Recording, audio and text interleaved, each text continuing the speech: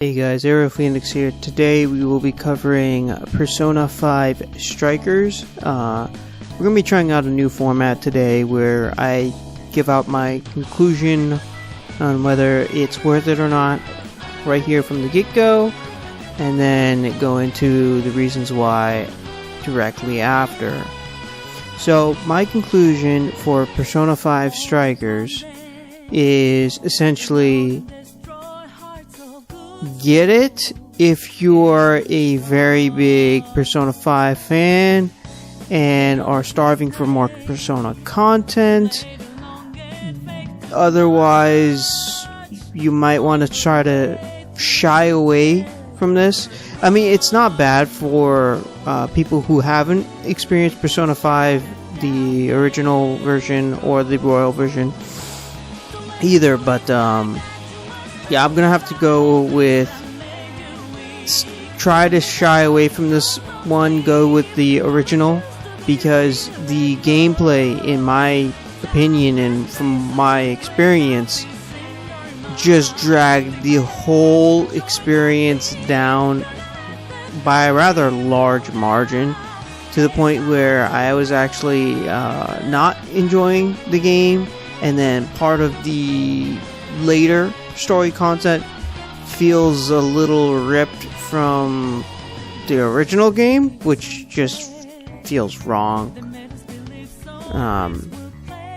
Yeah, so my conclusion: get it either on sale, or if you're a huge Persona fan and want more Persona content.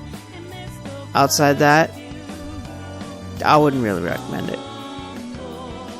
So let's just jump right into it, and we're gonna go into story content first.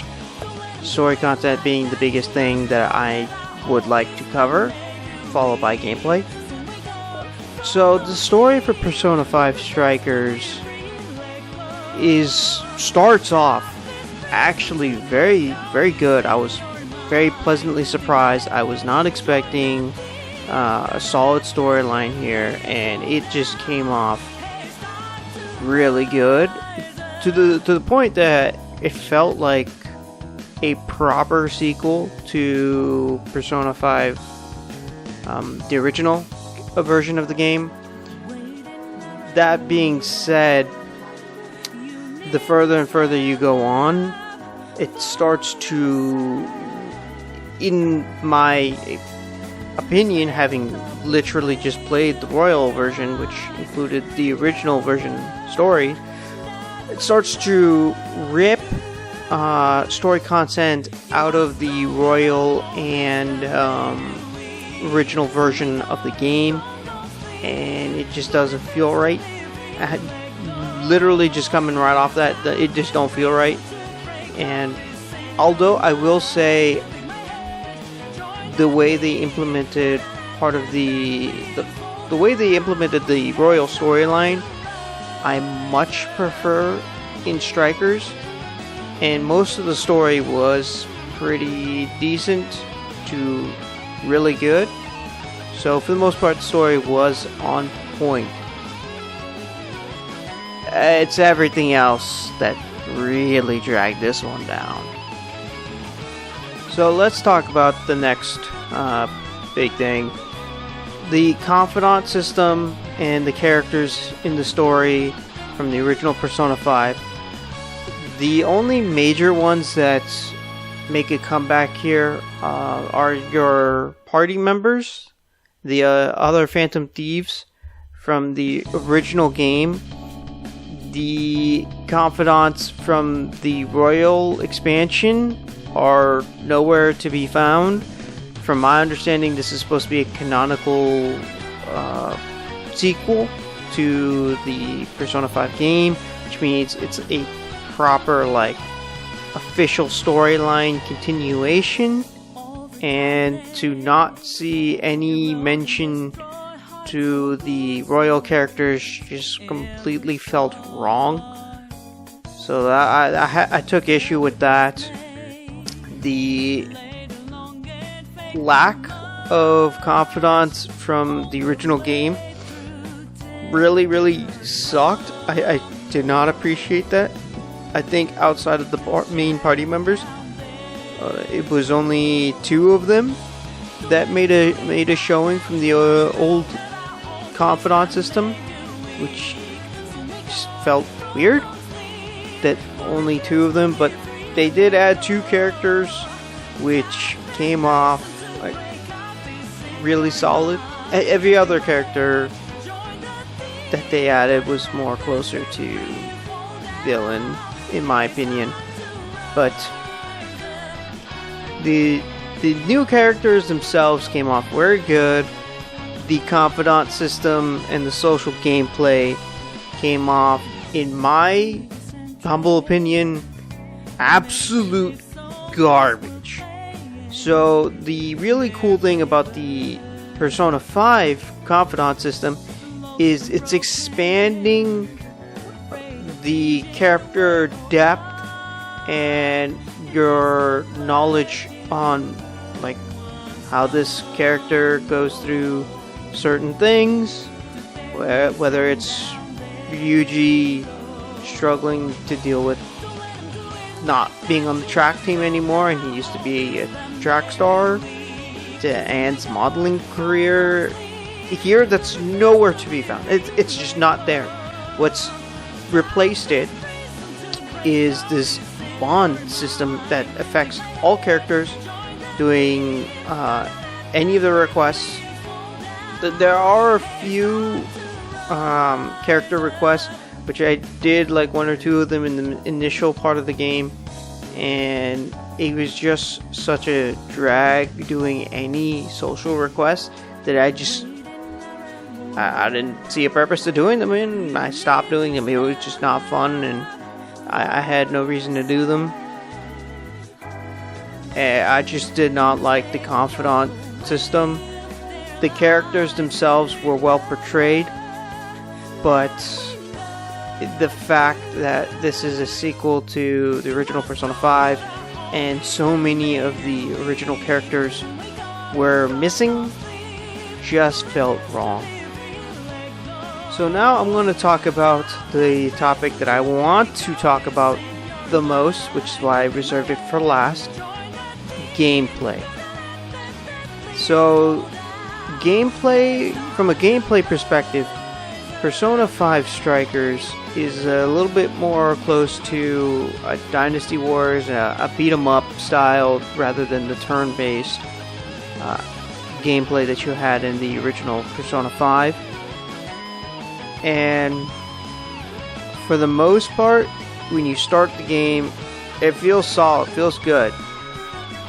The further and further you get into the game, especially on normal or higher, personally, I just found enemies weren't dying, so then eventually it got to the point where there became too much on screen, and enemies having homing attacks, just getting hit from random stuff, hitting you from off screen, taking out a quarter to half your health, in certain cases getting one shot because you got hit by some stun effect because you got hit from something off screen, and then before you can even get up, because now you have to rotate the analog stick to get back up, and it takes a good second or two, it feels like 5, before you get up, and you just get hit 4 or 5 times and then you're just dead, and it does not feel fun at all. I personally, status effects that last too long and inhibit you from playing, it doesn't add fun, especially when it comes from a homing attack that came off screen and that you can't see. So I struggled with that, especially when I was playing on hard. I started on hard, I went down to normal, then I went to easy. When I was on easy, the game obviously felt too easy, but the battle time felt right. So the biggest problem with this is because enemies have so much health. I remember some dude came into my middle of a stream. He's like, man, I had a 22-minute boss fight. The boss fights in these mini boss battles where there's like an enlarged version of a normal enemy, they have so much health that it's just not fun doing these fights. You're just stuck there fighting this dude, and a lot of the time it's like a scripted fight and you're stuck there. You have to beat this guy to advance the story. It's not fun.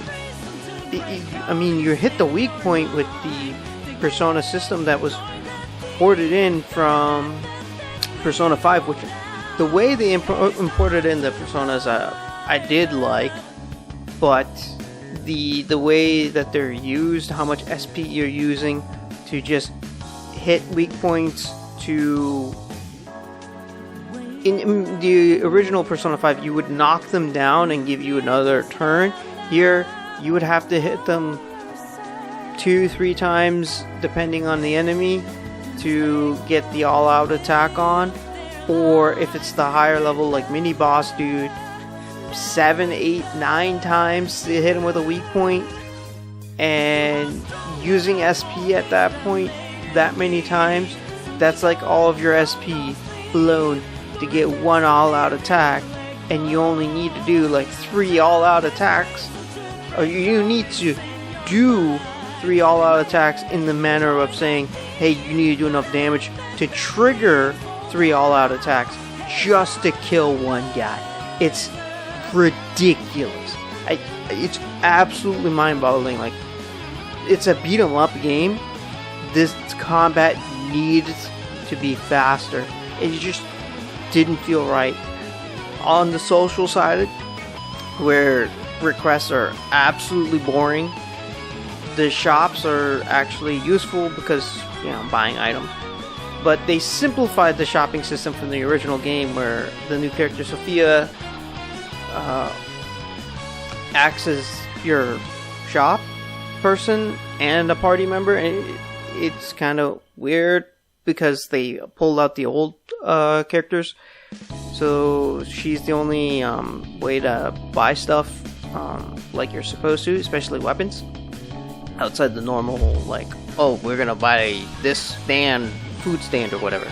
Outside that, and then the inability to like barely sprint or speed up your movement in the overworld social side of the game, it makes moving around on the overworld feel so slow. It's just aggravating, and just moving from one side of the map, like, why am I doing this?